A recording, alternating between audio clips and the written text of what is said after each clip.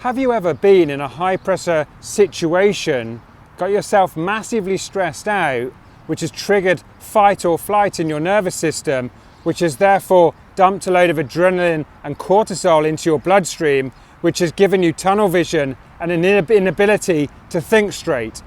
If you have, then welcome to the human race, because you're in a good club, because most people in the world have experienced that kind of stress response when under pressure.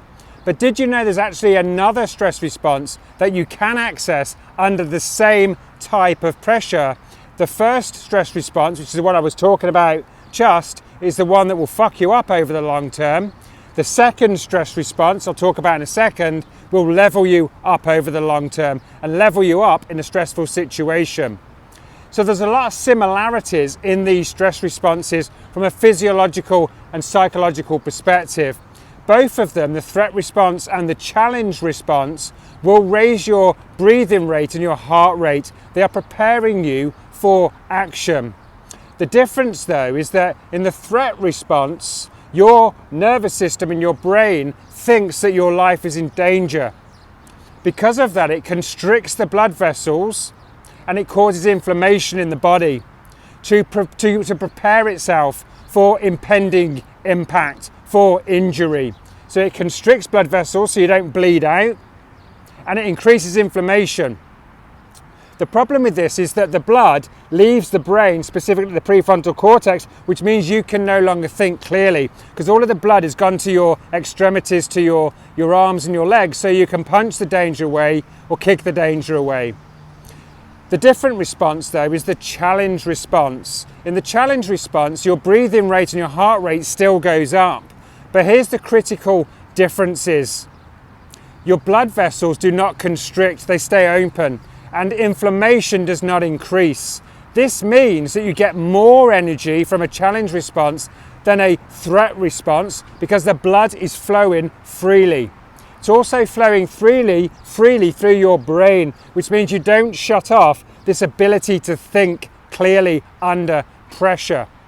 Another thing it does is it dumps DHEA, another hormone, into the blood that mixes with the cortisol. But there's more DHEA in a challenge response than cortisol. There's more cortisol in the threat response. Cortisol switches off your immune cells, it switches off your immune system. You don't need an immune system if you're running away from danger. But because in the challenge response, your brain and body doesn't think your life is at risk, it doesn't need that much of it. It injects you with essentially DHEA.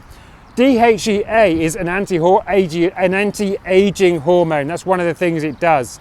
But what it also does is it enables your brain to learn faster under pressure. Brilliant, right?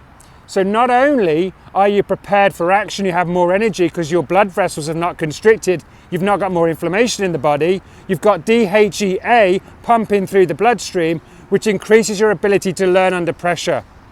This is what you want to have in a life where you are under pressure, because most people, whether we like it or not, in this world we live in, are under pressure a lot of the times. So the question is, how do you get yourself in a challenge response when faced with a stressful situation rather than a threat response? The threat response is essentially you saying, I can't handle what's coming. The challenge response is you saying, I can handle whatever comes, I win or I learn. Shakespeare said it brilliantly when he said there is nothing good or bad, but the way we think about things makes it so, or something along those lines, yeah? Your thoughts are things. Your thoughts are the things that trigger you either into a threat response or a challenge response. Simply do this as you move through life from now on. When you face stressful situations, you need to start changing the words that you speak to yourself and others. So if someone says, how are you? Stop using words like, I'm in pain, or how are things going? Oh, it's painful, or it's a ball ache, or man, it's really grinding me down. All of that kind of stuff tells your nervous system your life is in danger, trigger the threat response, which constricts the blood vessels, increases inflammation, and stops you thinking straight. What you want to say instead is this: it's challenging. It's as fucking simple as that. It's not any more difficult than that. Rather than saying it's a ball ache, it's really difficult, it's getting me down, it's stressful, it's painful, which are things that's going to trigger fight or flight in the threat response, say things like it's challenging. How is the divorce going? It's challenging. How is the impending doom coming? It's challenging.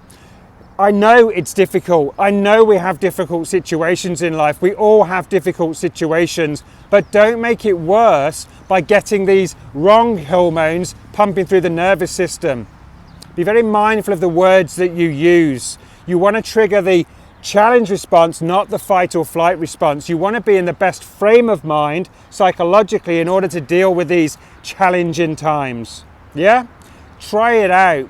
Don't say anymore, it's difficult, it's painful, it's stressful. Say, it's challenging. It's a game to your brain then. The brain then hears, my life isn't at danger. There is a problem here we need to solve. This person seems capable of solving it. Let's get on to that.